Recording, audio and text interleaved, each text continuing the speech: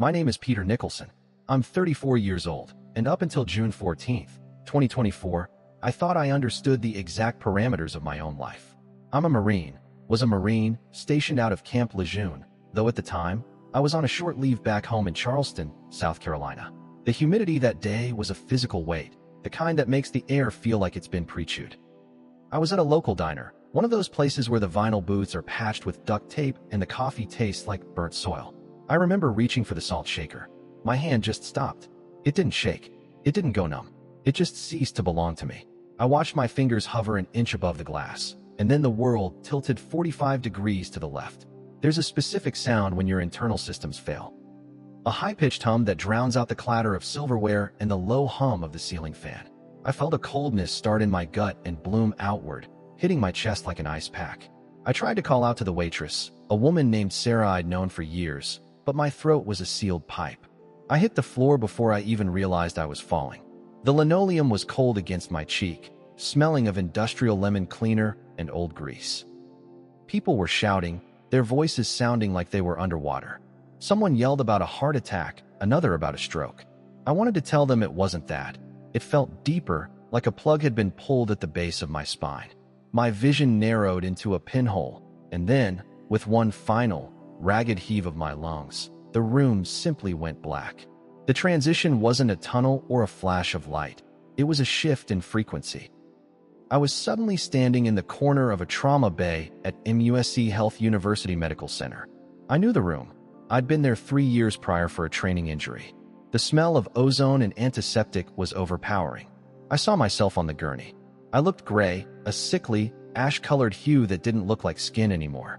A doctor, a guy with wire-rimmed glasses and a frantic sweat blooming through his scrub top, was calling out V-fib and charging to 200. I watched the paddles hit my chest. My body jumped, a violent, ugly thud against the mattress, but I felt nothing. I wasn't floating on the ceiling like a balloon. I was just there, grounded but ignored. I saw the clock on the wall, 1:42 p.m. I noticed a small detail that haunted me. The nurse, a younger woman with a frayed ponytail, had a small coffee stain on her left sleeve in the shape of a crescent moon. She was crying silently while she squeezed the amber bag. It was the most clinical, raw version of death imaginable. There was no dignity in it, just the frantic machinery of people trying to keep a biological engine from seizing up. I reached out to touch the monitor, wanting to see the waveform, but my hand passed through the plastic like it was smoke. That was the moment the panic should have set in, the realization that Peter Nicholson was a corpse on a table.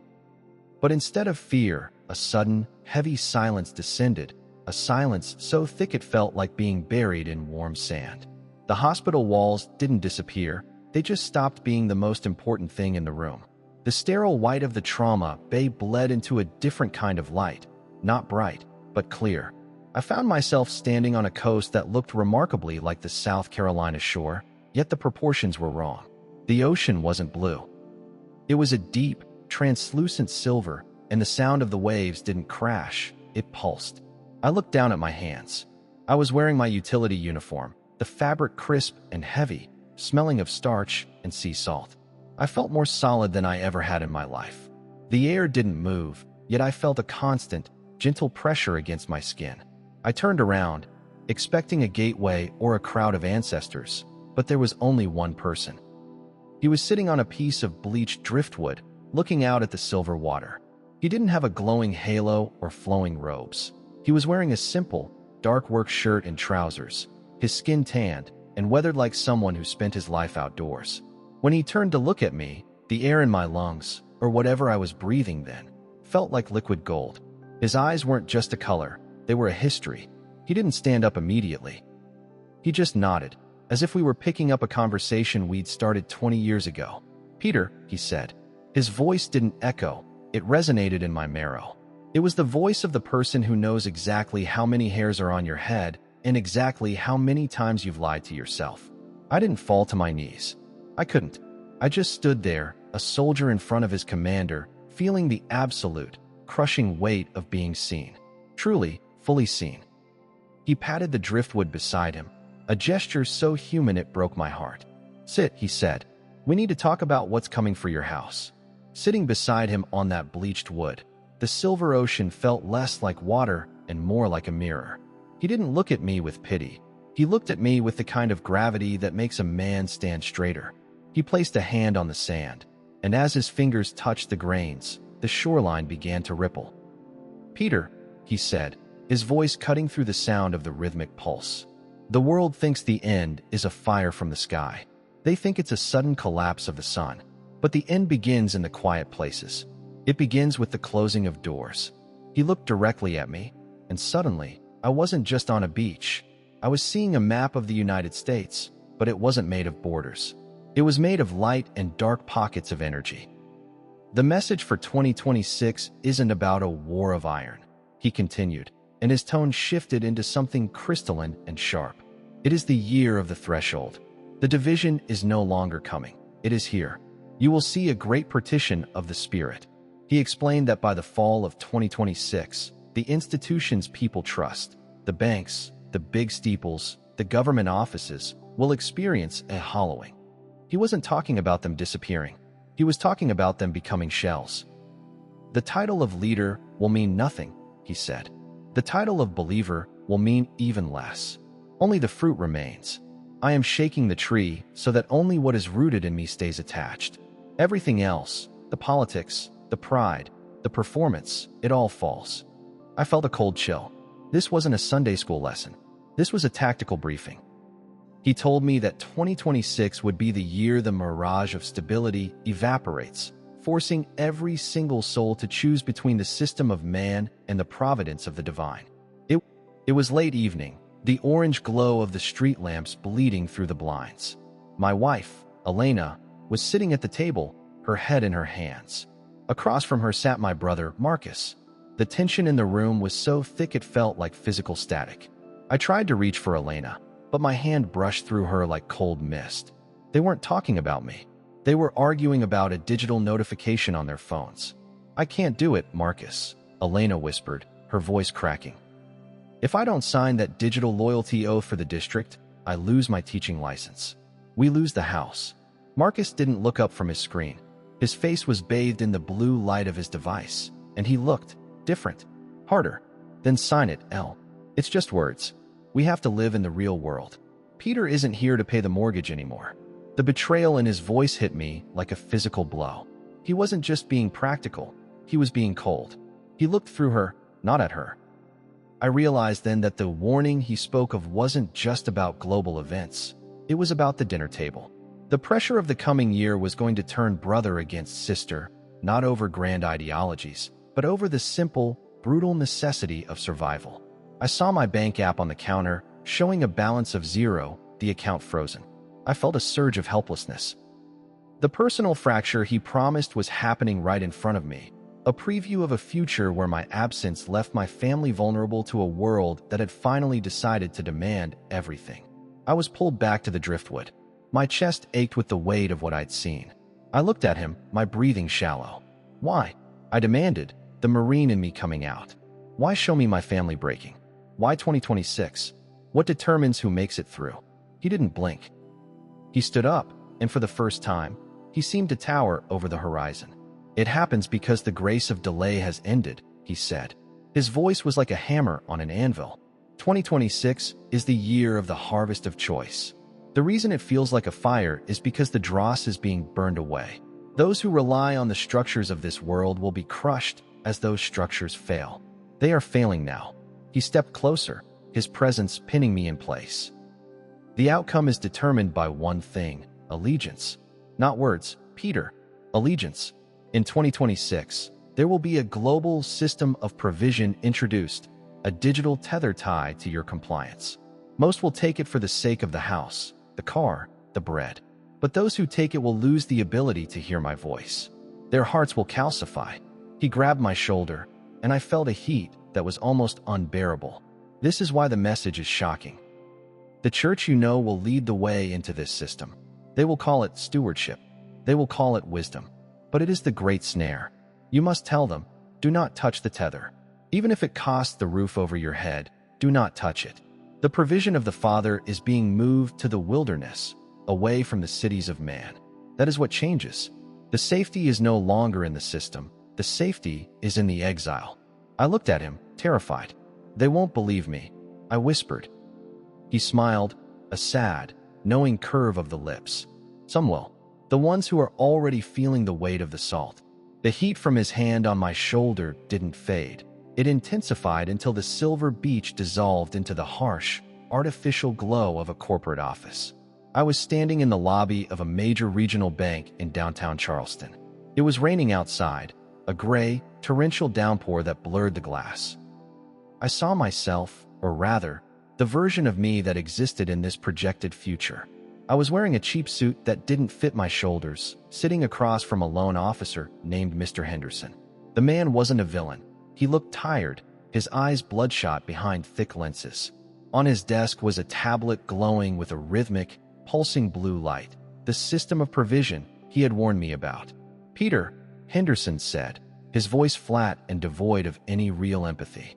"We want to help you. We know the medical bills from the collapse were catastrophic, but the new federal compliance guidelines are very specific. To restructure the debt, to keep the house for Elena and the girls, we just need the digital handshake. It's a simple biometric sync. It verifies your participation in the Social Stability Initiative. It's for the common good, really. It ensures everyone has enough." I watched my future self stare at that tablet. I could feel the internal agony, the crushing weight of being a provider who had failed. I saw my hand tremble as it reached for the device. The moral compromise wasn't a grand cinematic moment of evil. It was a quiet, desperate surrender in a climate-controlled room. I felt the spiritual severance the moment my finger touched the glass. It was like a light went out behind my eyes. I wasn't a man anymore. I was a data point. I turned back to the driftwood, my heart hammering. I failed. I choked out. He looked at me, his expression unreadable. This is the choice that will be presented to every household by the winter of 2026. The bread or the breath. Most will choose the bread, and in doing so, they will lose the ability to feel the spirit. The office vanished, replaced by a sudden, jarring silence. We were standing in a field of dead grass, somewhere in the rural interior of the state. The sky was a bruised purple, and in the distance, I could see the lights of a city flickering like a dying candle. "The church," he said, his voice low and resonant, "has become a merchant of the system." I saw a vision of a massive, modern sanctuary, the kind with stadium seating and professional light rigs. The pastor was on stage, his face projected 40 feet high. He was smiling, telling the congregation that the new digital tether was a blessing of technology to help the poor. He was using scripture to justify the mark of the machine. "They will call the exile judgment," he told me. "But the exile is actually my protection." He showed me small groups of people, 10, maybe 12 at a time, meeting in basements, in woods, in the back of rusted-out trailers. They had nothing. No bank accounts, no digital access, no formal standing in society. They looked hungry, and they looked hunted. But when they prayed, the air around them shimmered with a power I hadn't seen in the Grand Cathedral. "This is what determines the outcome," he explained. "Those who enter the wilderness will find that the manna has returned. Those who stay in the cities of the system will find that their gold has turned to lead. The message is this: 2026 is the year the sheep and the goats are not just separated by belief, but by geography and economy. You cannot serve two masters when one master demands your very pulse as collateral." I felt a profound sense of isolation. To follow him in 2026 meant becoming a ghost in your own country. It meant being deleted from the world to be written into the book. The weight of the revelation began to pull at my very atoms. I felt the tether to my body and the trauma bay tugging at me, a cold, mechanical insistence. But he wasn't finished. "Peter," he said, and for the first time, his voice carried a note of personal sorrow. "You asked why you asked what changes." He pointed toward a flickering image of my own home. I saw Elena standing in the kitchen, holding a letter. It was a foreclosure notice, dated November 12, 2026. But it wasn't just about the house. I saw her looking at a photograph of me, not the Marine, but the man I was after I took the handshake in that bank office. In the vision, she looked at me with a terrifying kind of distance. I was physically there, sitting on the couch, but we were miles apart. "The personal fracture," he promised was the loss of the soul's intimacy. Because I had traded my spiritual autonomy for the house, I could no longer connect with the woman I loved. I was a hollow shell, a functional citizen who had lost the capacity for divine love. I saw myself stand up and walk toward her, and she flinched. Not because I was violent, but because I felt cold. The shocking message wasn't just about the future of the world. It was a warning that the choices of 2026 would permanently alter the human capacity for relationship. If you return, he said, his eyes burning into mine, you return to a world that will hate you for the truth. You will return to a life of lack. You will lose the house. You will lose the respect of your brother. But you will keep your soul. That is the bargain. The choice wasn't abstract anymore. It was the most brutal ultimatum a man could face. The silver shoreline didn't fade. It shattered.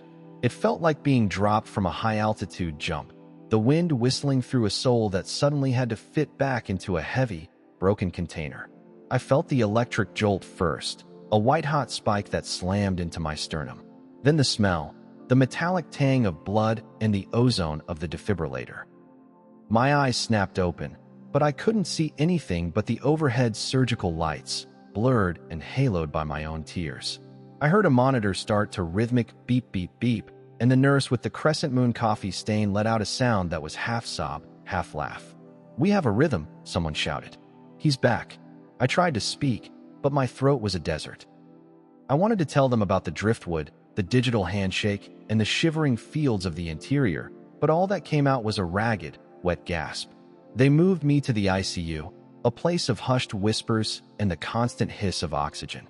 As the adrenaline wore off, the physical reality of what had happened to my heart, a massive, unexplained cardiac event, settled in as a dull, crushing ache. But the spiritual weight was heavier. I looked at the digital clock on the wall, March 18th, 2026. It hit me like a physical blow. The future I had seen wasn't years away. 3 days later, I was sitting up, staring at the television in the corner of my room. It was muted, but the scrolling ticker at the bottom caught my eye. It mentioned a new unified national credit and identity protocol being fast-tracked through the legislature to combat rising inflation and ensure equitable resource distribution. My blood turned to ice. It was the exact terminology he had used on the beach. I reached for my phone, my hands shaking so badly I almost dropped it. I opened my banking app, the one I'd seen empty in the vision.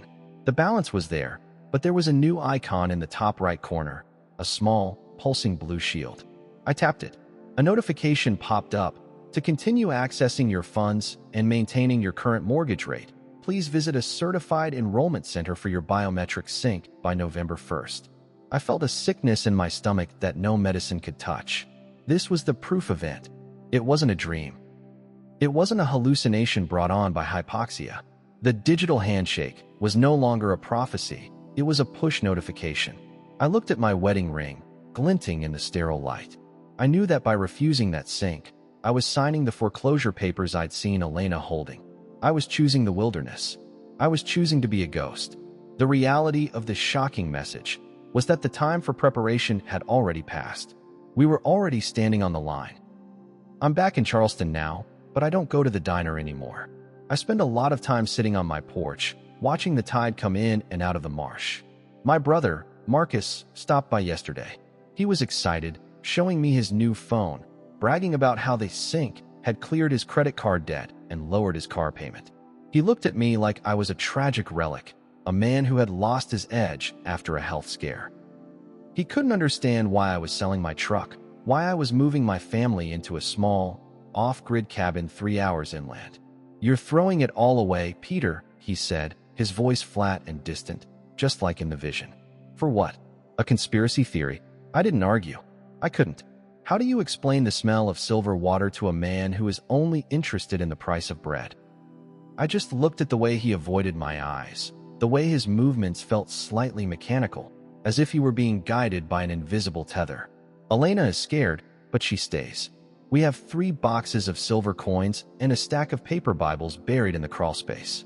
Every morning, I wake up and check my hands, making sure they still feel like mine. The warning is no longer a warning. It is my daily life. I can feel the world tightening, The city's becoming more efficient and more soulless by the hour. I know the day is coming soon when my card won't swipe, when my name will be deleted from the census, and when the only thing I'll have left is the memory of a man on a piece of driftwood. I look out at the marsh as the sun goes down, the orange light bleeding into the dark water. The salt is heavy in the air today. I can finally taste it. If this message felt important, it probably was. There are more stories like this, and they only get deeper. Subscribe now so you don't miss the next one, because some warnings aren't meant to be ignored.